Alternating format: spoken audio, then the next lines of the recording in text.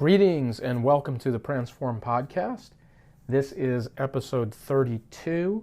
It's Tuesday, February 1st, 2022, and I'm your host, Christopher Anastasio. And welcome back, guys. Got an exciting episode here planned for you in this sort of mini-series that we kicked off last Friday, January 28th, with the first part of the three parts we're going to go into regarding this principle in marketing known as know, like, trust. And the know part is K-N-O-W, okay? So it doesn't come through as well on a audio clip as it would, let's say, in a video or with some text, but that's basically what we talked about in the first episode of this series. That was episode 31, like I said, on January 28th, and we discussed this whole concept. Well, really, we started at the very top, and we just talked about the notion of why know, like, trust is so important, okay, and why it has such gravity to it, right? Then we kind of spent the majority of that episode drilling down and examining the first part of that three-part sequence, and we talked a lot about the whole know factor. How do you get somebody to know who you are? How do you bring awareness to your audience? How do you convince an audience to pay attention to you and to believe that it's worth their while to pay attention to you? And that's just the first part. That's just, 1/3 of the way through the journey, where you're basically putting out, and again, we're talking from a digital marketing, social media marketing perspective here, you're putting out content, you're putting out messaging, saying, hey, this is who I am, this is what I have to offer, it's worth paying attention to me. And that's, again, it's kind of funny because when you hear this stuff and you look at this for the first time or even the 10th time, it just sounds super simple, right? It's like, oh yeah, get to know me, get to like me, get to trust me. Okay, I got it. But when you start getting into the tactics and you start really thinking about how do you create these outcomes over sustained periods of time, which in some cases can be very lengthy periods of time, those tactics become super, super important, and they can become very granular. So I think if you listen to episode 1 of this three-part series, you would realize, if you previously thought this was simple, straightforward stuff, you'd realize, okay, the concept is simple, the implementation is the issue, right? That's the hard part. Excuse me. That's the part where I really have to, from a business owner's standpoint, really be thoughtful about this and be sustained and be consistent about it. Okay, and that consistency and that sustainment, the discipline required to do that is often the biggest challenge. So, having said that, I just want to start off with a quick recap on the know side of the equation, and now let's jump into the like part of it. So part 2, or the second element in this sequence that gets you 2/3 of the way there, is, okay, let's say you've gotten your audience to know you. The next thing that you're really trying to accomplish and work on is getting them to like you, okay? Now, let's think about this for a second. If you get your audience to like you, there is a chance that you're going to make sales out of that. Okay, let me be clear. It's not like, oh, unless I do all three things and get somebody all the way to the trust factor, I'll never make a sale. That's not true. Some people will buy impulsively. They will buy, without thinking much. They will, they'll pull the trigger before they've gotten all the information that they might require. And so it's not impossible for you to advance your business and make sales and generate revenue in the like phase. Now, I would argue it's much harder in the know phase, because when somebody's just getting to know that your business exists, it's a very low likelihood they're going to spend money on you. It's just not very likely at that stage. And I think if you've lived through that stage, if you kind of understand what that stage is, you know what I mean. The best you're really hoping for there is creating engagement with your customer base, but you're not really going to create a lot of sales. You're not really going to create a lot of traction for your business. Now, in this phase that we're talking about today, when you move into the like phase, now you have a chance to generate sales and create business for yourself, but you're still not all the way to the promised land, right? Because it's not until you have the trust factor that you become that automatic repeat brand that the customer trusts and the customer puts their entire full faith and credit in and says, I am a fan of fill in the blank. I am a fan of Coca-Cola. I only drink Coke. I don't drink Pepsi. So every month I'm buying cases of Coke. I am a repeat, highly liquid customer for that business that I love, right? That's a whole other thing that we'll talk about in the next episode, right? But in this episode, what we're really focusing on, and don't get me wrong, guys, the goal here isn't short-term sales. The goal here isn't to just generate a few sales and move on. I mean, we're in the like part of the sequence here to hopefully eventually get to the trust sequence, right? Because the goal is, I mean, if your goal is different from this, maybe this isn't necessarily for you, or maybe this episode is reaching too far, but the goal is to create a brand around your business, right? That's what we're kind of striving for here in the end result, is that we've branded your business, and you're not going to get branded, you're not going to have a viable brand without building trust. So you really need to get to that objective that we kind of feel underlies this entire world of digital marketing, this whole podcast is kind of built upon, is the notion that you want to create a brand out of your business, or that you're always striving towards that. And so that's why we feel, from a Transform perspective, that you need all three of these things to get there, okay? If you did say to me, yeah, Chris, I don't care, I just want to generate some short-term cash, well, you probably could get there coming up to this phase, coming up to the like phase, okay? But that's not really what drives the boat here, okay? So, kind of getting that out of the way conceptually, let's talk about how you do it, okay? Let's talk about how you can actually accomplish in a digital space getting somebody to like you, getting somebody to feel like, hey, I like this person, I like their business, I like what the business is all about, I like what the business is offering, those types of things. Those are the sentiments that you're trying to create, okay? So let's just kind of go through them one by one here, guys. I think, you know, for whether you're selling a service or a product, and maybe you could argue this comes into play a little bit more on the services side than the product side, but having the proper expertise and the proper professionalism around that expertise is super important. Now, when I say professionalism, I don't mean you're wearing a suit and a tie all the time in every video that you make for your business. That's not what I mean by professionalism. What I mean is a proportional, corresponding degree of professionalism to the expertise that you have, that you're displaying, again, through a service, or if it's a product, that as the seller of that product and the business that offers that product, there's a certain professionalism that goes with that as well. Okay, so those are things that are critical to building the foundation of getting your customer base to like you. Okay, building up the expertise and the professionalism, the messaging that goes with that. Now, obviously, if you're in business and you've been in business for a while, you have these things, right? You have the expertise. You presumably have displayed the professionalism to get your business going, to get some customers, to get some business, right? Or maybe you've been doing this for a long time and you've got this totally aced and there's no issue with it whatsoever. But all that being said, that has to come through in a digital space. That has to come through in a digital environment. And so you have to communicate that expertise and professionalism in that environment, contextually to that environment, okay? So, you know, how you do that is going to differ depending on the business, depending on the product, depending on the service, but, you know, it definitely stems from, I believe, this is my opinion, that an organic representation of what it is that you do or offer or sell that is very upfront, that is very honest, that is very, no holds barred. You're putting forward pure knowledge, value. You're not holding back. You're not being cagey. You're not trying to trick anybody. You're just taking what you know. You're taking what you have to offer, and you're presenting it at face value. And I think when you do that, no more or no less than that, you've represented your expertise.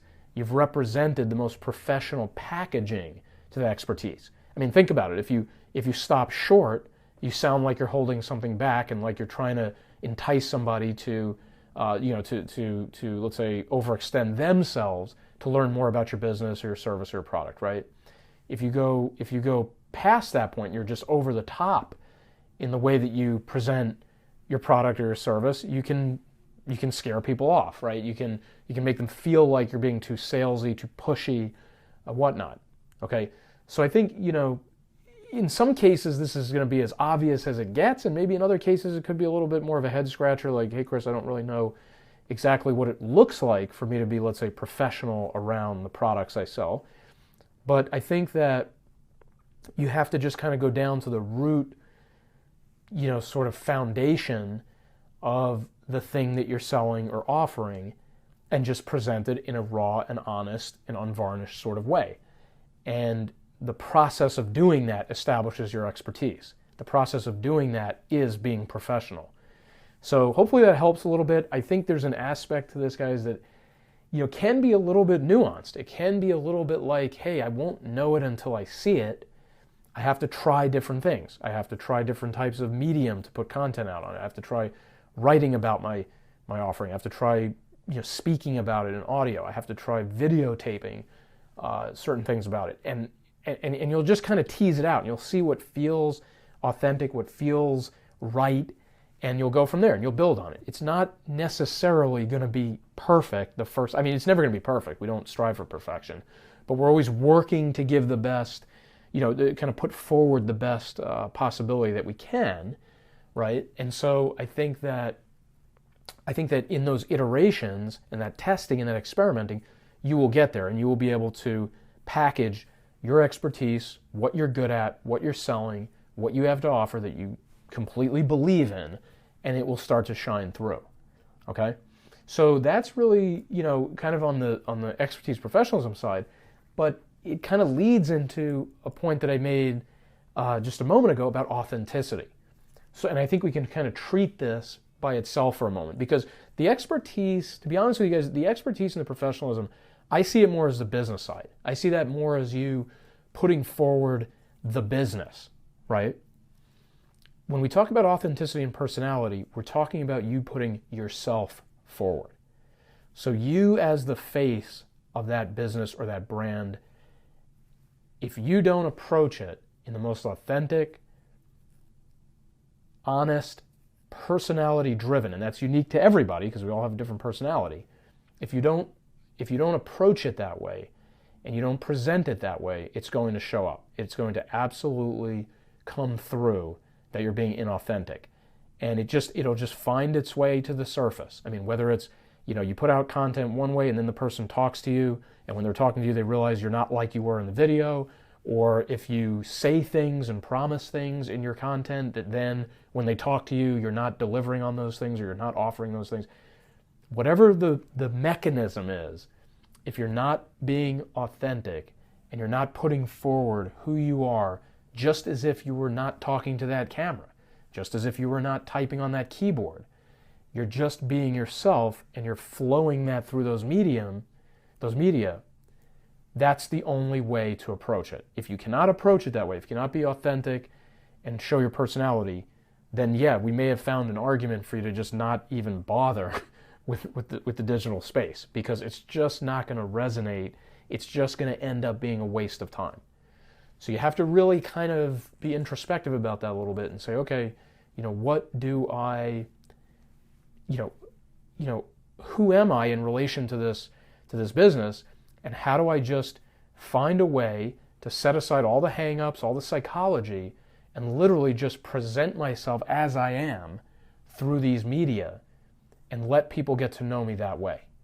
Just as if I met them in real life, real person, face-to-face, handshake, at a party, at a get-together, at a networking event, whatever in-person type of example you want to use, you basically, in that digital space, are simply translating that action over to social media, your website, your email marketing. You are just being yourself through those media.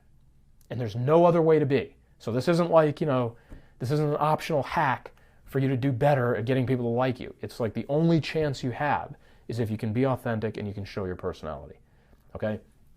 A lot of people are going to say, well, I'm speaking to so many people, there's this huge audience out there. If I be myself, there's a great chance that many of them are not going to like it. That's fine. You don't want to work with them anyway. Okay?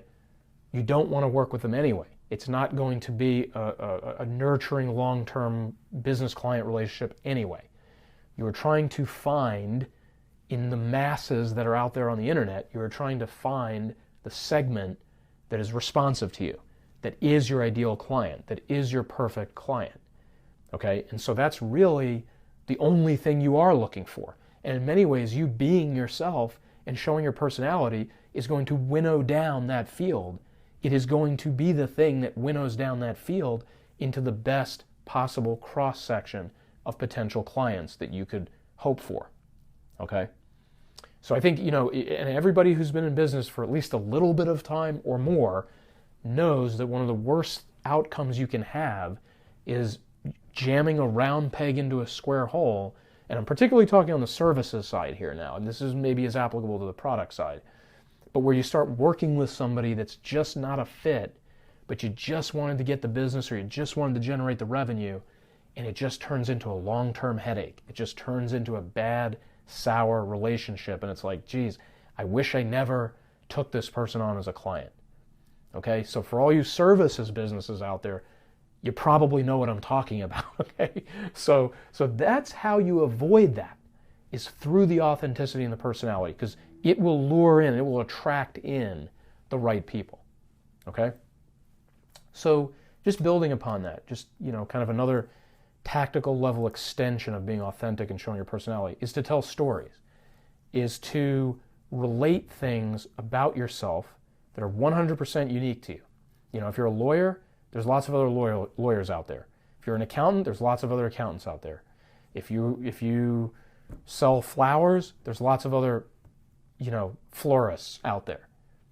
But you're the only one who grew up where you grew up, went to school where you went to school if you took that path, met your significant other the way you met them, built your family the way you built it, or, whatever path you took in life, and did it that particular way that led to your particular decision to start this particular business that happens to be in this particular location. You get the point, right? I mean, I'm kind of hitting you over the head with it a little bit. But the point is that you and you alone can tell those stories, can relate those things that humanize your business, that humanize yourself. So you're not just like a talking head on the internet. You're not just an avatar that people are looking at. They're like, I can't tell if this person's real or if they're authentic. I don't know. I just can't tell. The more you're able to relate through personal anecdote and stories and exposition,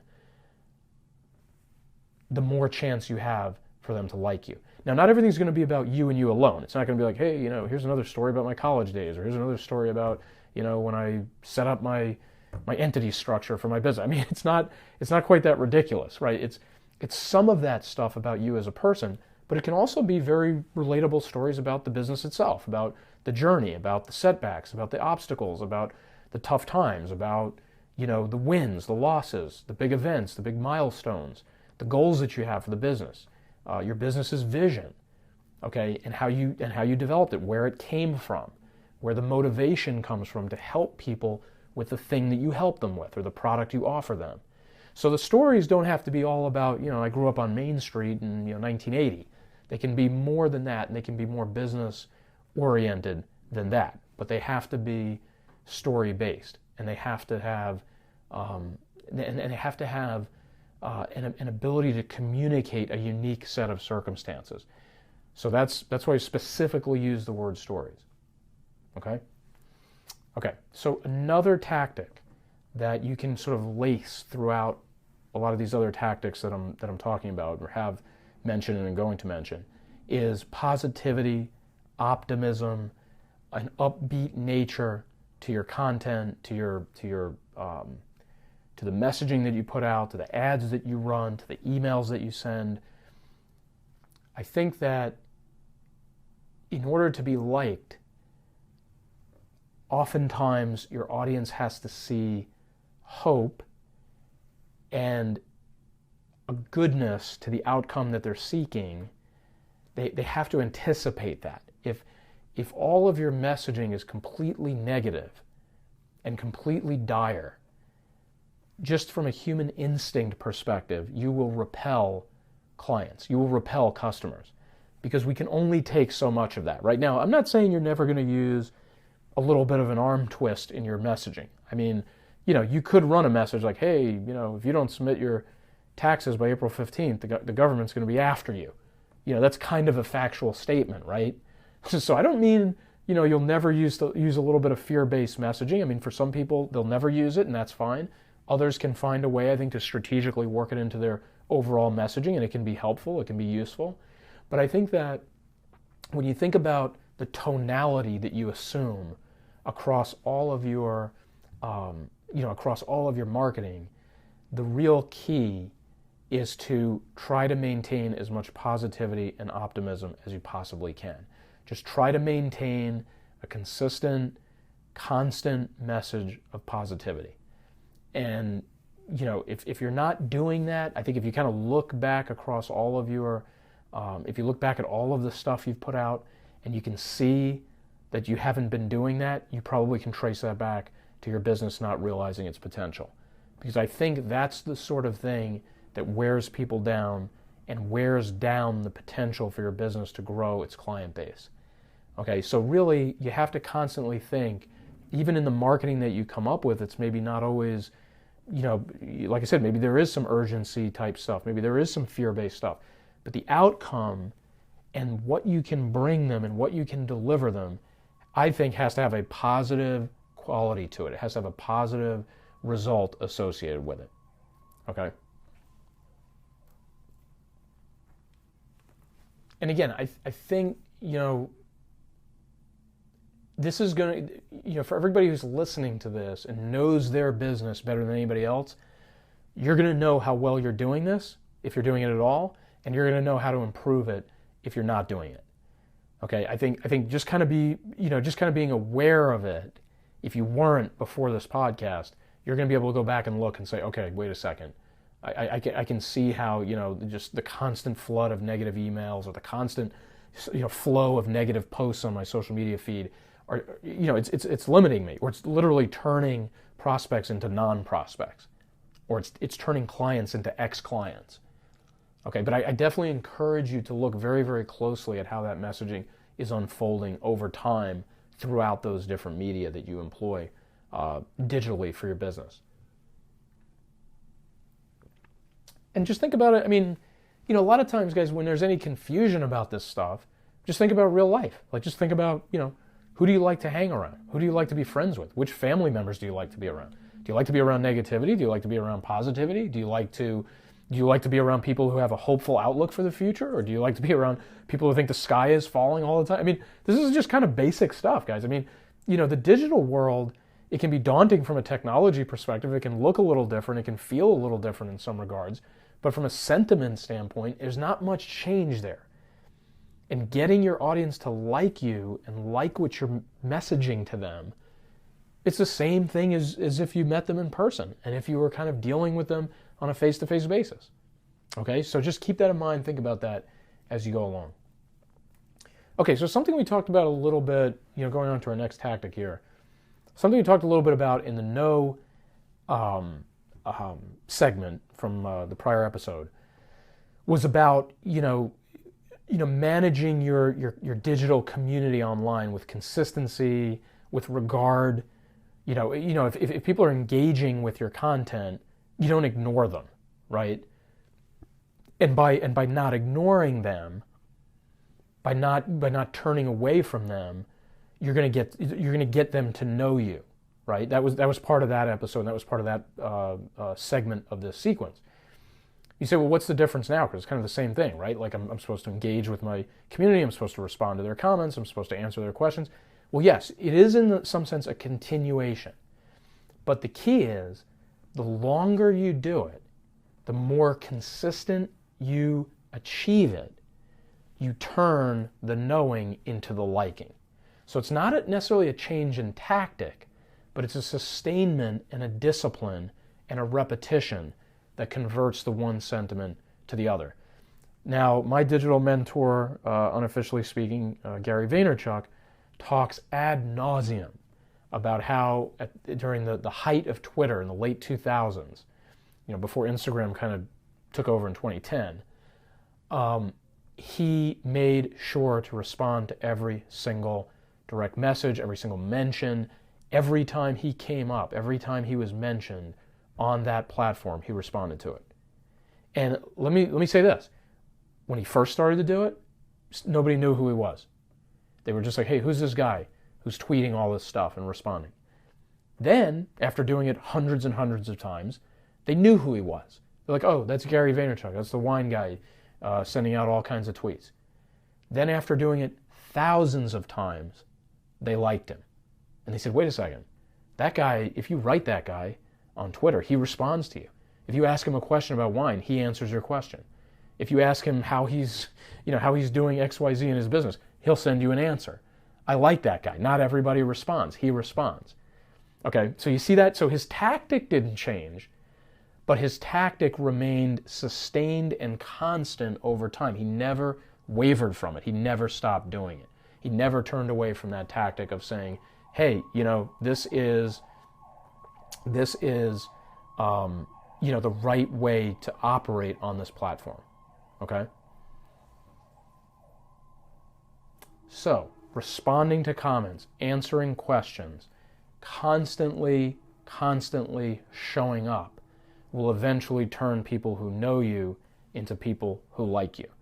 Okay? So there's nothing new there, guys. It definitely is a thread that comes off of the previous episode, but it's a big deal. Okay? It's a big deal that you maintain that and you keep going that way. Okay? All right, so lastly, we'll finish off with this. Everybody loves a free giveaway. Everybody loves some value that's very tangible. I'm not talking about, the aggregate of all 10,000 tweets that Chris sent out is valuable. That's not what I mean. I mean something that they can point to and say, geez, I engaged with Chris's content and I got this thing back for it. That definitely helps move the needle towards your audience liking you.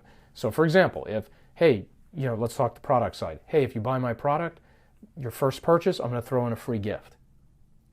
And I'm just for the heck of it, I'm just going to throw in a free gift because you were a patron of my business and I appreciate that. Okay? If it's the service side, hey, you're doing your taxes, here's a free checklist of all the things you need to complete your taxes. Take these things and, or take this list and use it to make sure that you have everything you need when you get your taxes together. Whether you do them on your own, whether you come to me as your provider, whether you go to a different accountant or CPA, here it is. Here's a list for you to use. Okay? Maybe it's a free template that somebody can use in their business if you're selling business to business.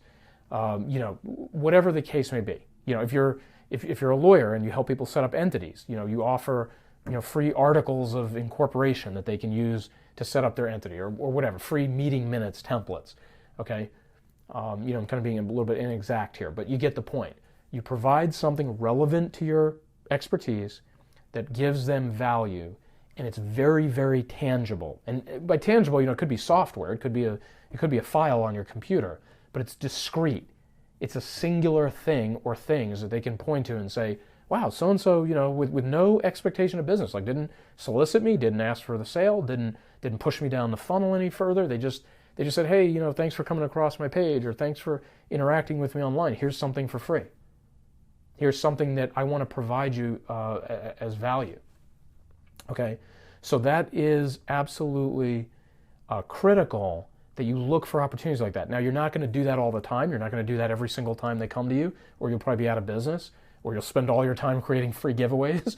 But having a situation where you let somebody leave the interaction with something to show for it that made their life easier, that clarified something in their life, that enhanced their life from a product standpoint, whatever the case may be, that is huge. That is a huge part of being able to say, hey, I was able to take this customer, this would-be client, and move them from the no phase to the like phase. Okay, know, K-N-O-W. Okay, from the know phase to the like phase. Okay, so we're going to kind of wind it down here, guys. I know the other episode was a bit longer because we spent a lot of exposition at the front end talking about this three-part concept in general, and then we kind of moved into the first part of it. But hopefully what you have here, let me say this. Everything I said on this podcast is not exhaustive. You may very well find or have already found ways to cultivate your audience liking what you and your business represent and provide to them. And I encourage you to double and triple down on those things. If you know what works, if you know what's been working, keep doing it, keep working at it. Okay, and maybe you can incorporate some of these other tactics if you're not doing them, or you can enhance these tactics if you are doing them. But what I wanted to do, and what we like to do on the podcast in general, is give you guys not only some of this conceptual, philosophical stuff, but some tactics that you can employ and say, I'm going to actually take this forward into my digital space and try it out, and try being more like this, try doing more things like this. Okay, such as the things I listed on today's episode. Okay, so that's what we're here for. That's what we're trying to accomplish with you, and hopefully you got some of that from this episode.